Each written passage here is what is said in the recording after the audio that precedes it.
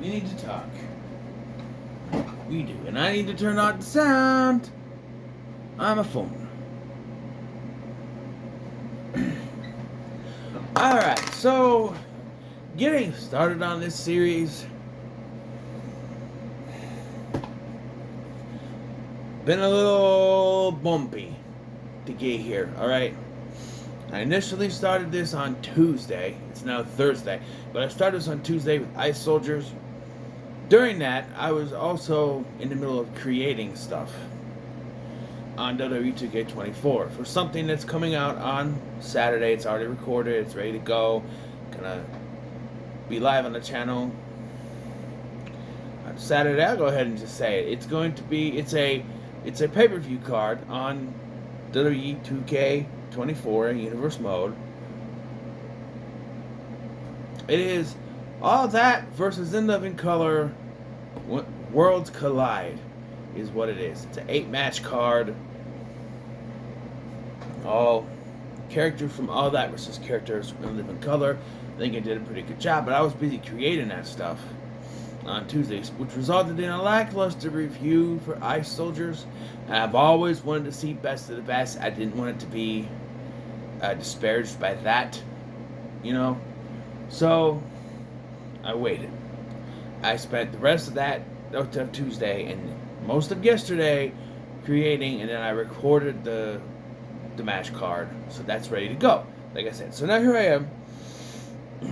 It's Thursday, and we're talking about Best of the Best. And I'm already confused because that song wasn't in the movie. Where did it come from? I assumed it was from this movie, but no. Best of the Best is a martial arts movie from 1989, starring Eric Roberts, Philip Ree, James Earl Jones, and Chris Penn. This guy's everywhere. You know, what's it called? Reservoir Dogs. I just did Reservoir Dogs. He's in there. So now he's here in this.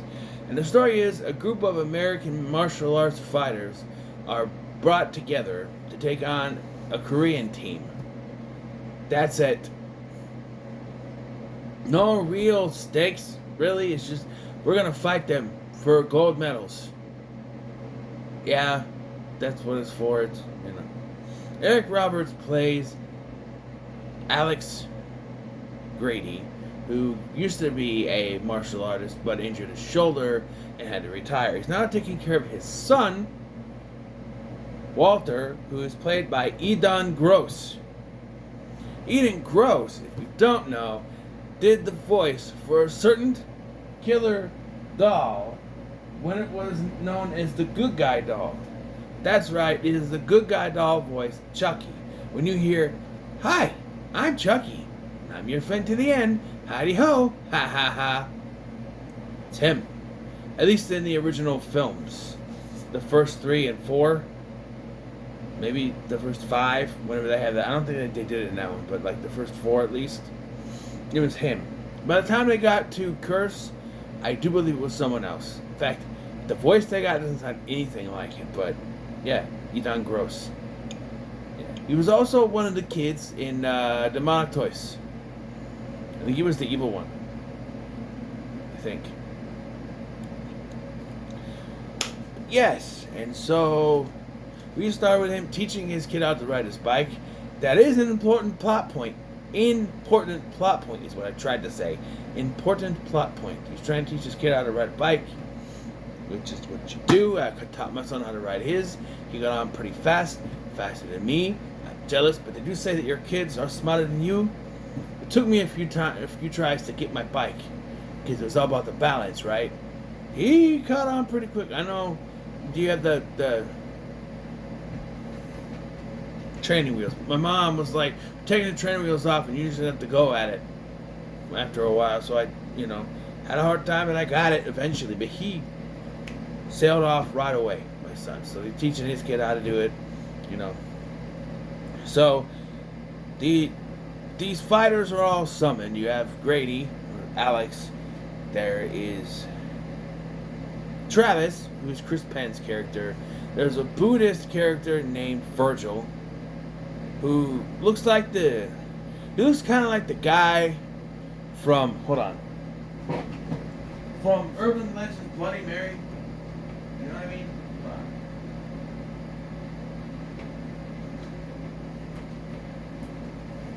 He looks like this guy with the neck beard.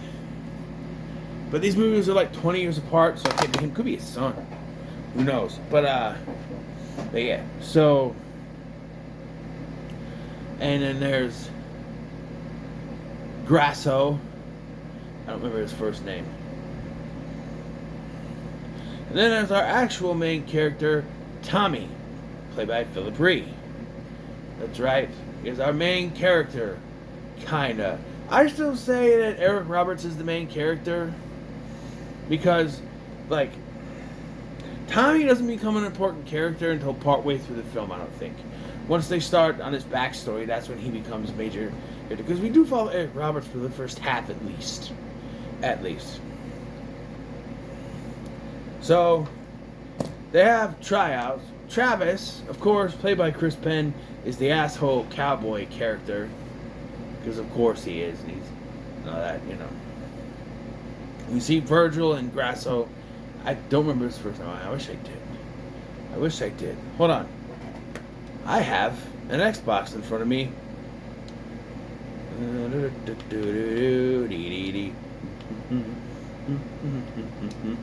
Go to internet. Internet.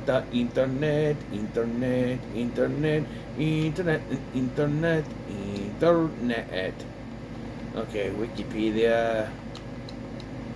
Now go. What? Why is it? Let me type.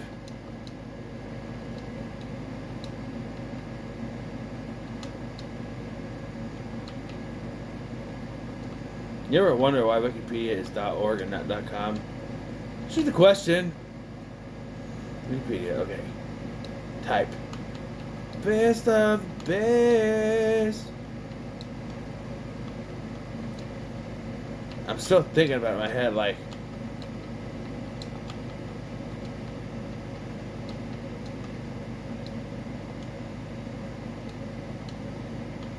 Best of best.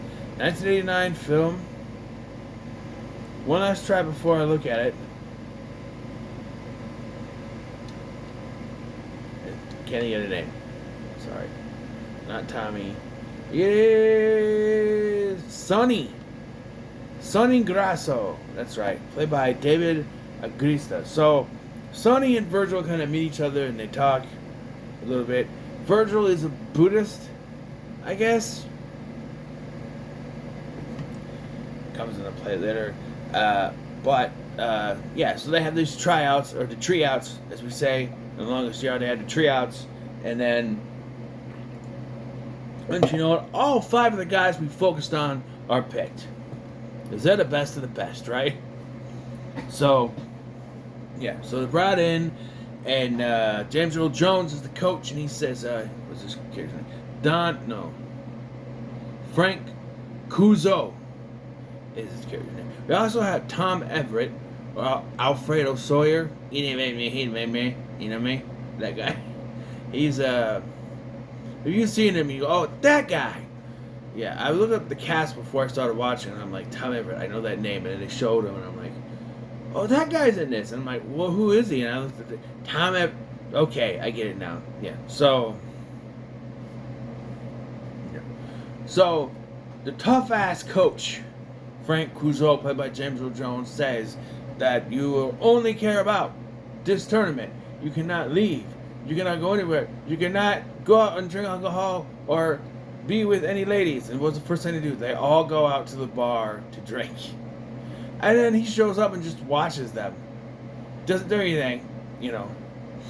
So they all go out drinking and dancing and everything. I like Virgil's whole thing, where he's drinking his Irish coffee. He's drinking. He pretends to bump into this woman. He's like, "Oh, I'm sorry. Is that hot?"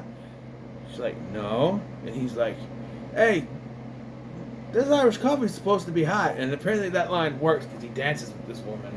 You know, pretty well done. But then you got some asshole played by Kane Hodder. Yeah, the mullet is glorious. Kane Hodder's mullet is glorious. It's 80s Kane Hodder. This is like 89. This is House 2 Kane Hodder, I think. I think that was 89. I think. So yeah, it was, you know, he was like a gorilla suit or something in that one or something. I don't know. But yeah, 80s Kane Hodder with the mullet. The curly mullet. The curly mullet, man. Yeah, so there's a bar fight, except for Alex, who's on his phone talking to his kid, seeing how he's doing and everything, because he cares about his son. He's a father, you know. And then once he realizes, Daddy's got to go, and he goes in, he throws a couple punches, and then James Earl Jones breaks it up. Yeah.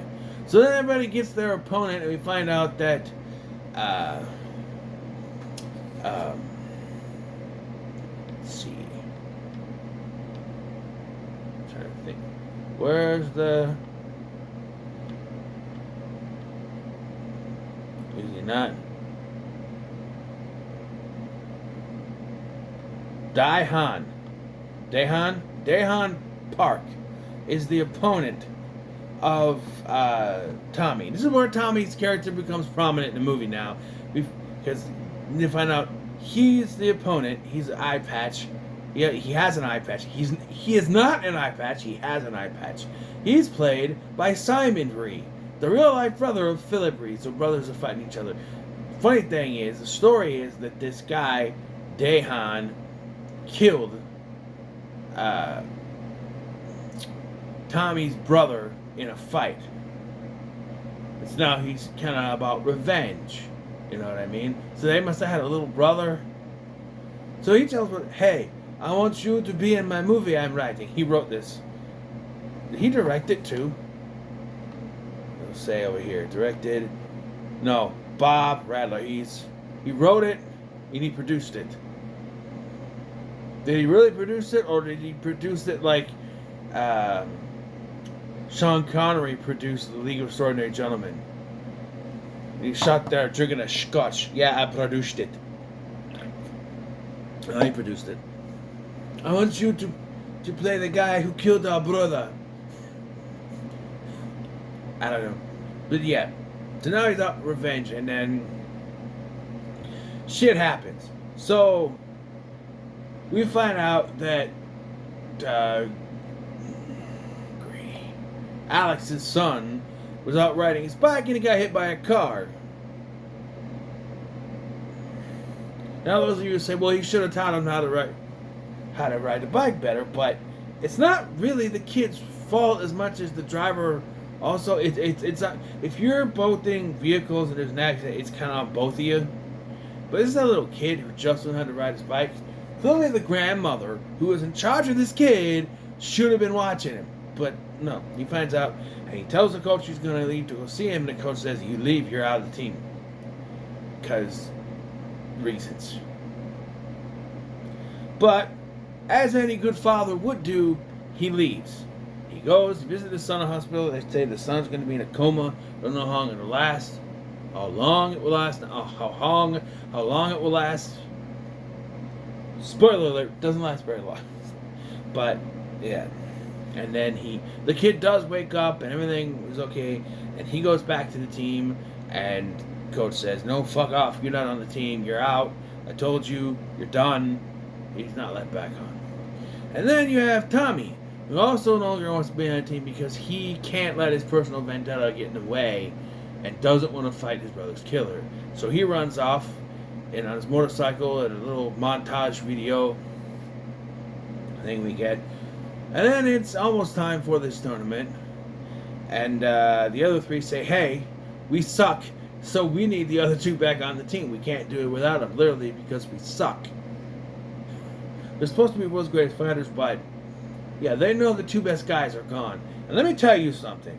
You can tell that Philip Rhee was the only one who knew how to do martial arts in this movie, because this dude is, everyone is like, when they're in a bar fight, they're punching and kicking and throwing. He's legitimately throwing out martial arts moves. Even when they're doing the triouts, right? You want to do the triouts, they're doing some stuff, basic stuff that they were probably taught for the movie. But Philip Rhee is just boom, boom. Tommy's just throwing out like spin kicks and stuff like that. Like, you can tell he legitimately he's the only one who knew how to do martial arts. And that's how you pinpoint that out in these kind of movies. Like, you have some guys in Van Damme movies that know what they're doing, but then when you got guys who are just stunt doubles fighting him, and then Van Damme's just like spin kicking, and they're just, you know that Van Damme's the only one that knows what he's doing martial arts wise. But yeah, here, but obviously, Philip Green knows what he's doing. He's martial arts, so yeah. So obviously they're the two best ones. So they both come back. And, so we go to the tournament, and we have the tournament, and I do believe, I believe Virgil loses, I think Travis wins, and then, or Travis gets disqualified or something. Or, no, it ends up in a tie. That's right. Travis ends up in a tie, and then they have to break bricks, test of strength, and he misses by one brick. I do think Sonny wins, though. Sonny loses. One of them went. Virgil? Sonny, I don't know. Maybe none of them win. But then we get down to the last two that are important. Alex, during his fight, dislocates his shoulder again, and they're going to take him out. And he's like, no. Tommy, pop it back in. And I'm just like, fuck that. Take me to the hospital. Pop it, Tommy. Pop it. And I'm just like, it's enough. And the kid has the best reaction to this. Grandma! Covers his face. First of all, I know my kid's there. Because it starts out with the kid coming in, and he looks at Jim Jones and is like, thank you. You know? And so, it's like, Tommy Papa, wait. Ma! Don't let him look! Don't let him look, Ma! Don't let him look! My arm just cracked. Ironically, my shoulder just cracked when I did that. So, yes. He does it. He just says, pop it, Tommy. And he does it. And he continues to fight. And he's able to win the fight. So now we're down to the final two. Right? The final two. It is Dahan versus our main man, Tommy. Right? And this is a great fight because two martial arts brothers fighting each other is really good. But in the end, Carrillo wins. I know it's one of those things. Everybody looked at Rocky and said, hey, the bad guys technically won that. Right? Like, Apollo was technically the villain, sort of. He was the antagonist. There's a difference between villain and antagonist. Antagonists are someone that goes against our hero, but are not necessarily bad. Apollo's not a bad dude, as we find out later, but the antagonist. So that they kind of went for that. Sometimes it works, sometimes it doesn't. Imagine if in the Karate Kid, he goes to the tournament just for Johnny Lawrence to beat him. And like, what the was the point of that? Right? Sometimes you need to win. This is a time that I think it works, actually, that they don't win. Because he's like, hey, do it. Finish me off for your brother. Do it. And he can't do it. So, yeah. But at the end, there's all this crying. And Eric Roberts cries in every freaking scene he's in, actually. Do you want me to beg? Fine, I'll beg. And then he starts crying because, it's his son, right? But yeah, so technically Carrillo wins, but they let everyone put their medals around their necks, apparently, and they're all celebrating and stuff. Yeah. So interesting things of note. Interesting thing to note is I actually saw the last half of this movie many years ago. Went over to my grandpa's house with my son, spent time, and he was watching this movie, and it was towards the end, and I was like, this is pretty good, and I kept trying to find it, and it was always too expensive or whatever, but it's not expensive anymore. If you can find it for a decent price on eBay for like $7, it's not bad, but it's on Tubi, so I'm gonna say it's pretty good. It's not as action-packed as I would hope. It's more character-driven, which works. Eric Roberts is really good in this movie, and yeah, that I was kind of confused by his age, actually, and I did the math myself. Let me click Eric Roberts here. So Eric Roberts right now is 68 years old, right? Born in 1956. This is 1989, which means he was 33 years old. That's right, he was 33 years old. He looks 45 because, if you don't know, he's a smoker. So, I mean, Eric Roberts looked 70 in 2006 when Heroes was out. So, when he was playing Thompson on Heroes, he looks 70 because he's a smoker. He's a chain smoker. His family, whatever. But he was good in this, Even in some of the stuff where he's got to be more athletic stuff, he's still good. I mean, he was jacked, he looked good. So just because, Van Damme is a smoker, and he's still very athletic. You don't believe me? He has some posts. He got like little cigarello things. There are athletes that smoke. Arnold Schwarzenegger, Sylvester Stallone, puffing on cigars their whole lives. I know you're not supposed to inhale those. I know that, but anyway, yeah, it's pretty good. So let's go ahead and. By the way, I almost canceled this because I want to do other movies, but I changed my mind. I'm sticking with it, man. I'm sticking with it, damn it. All right, give me New York, I Love You. I don't know. We'll see. Volcano. Mulligan. It's nice to have it on there, but I kind of want something else.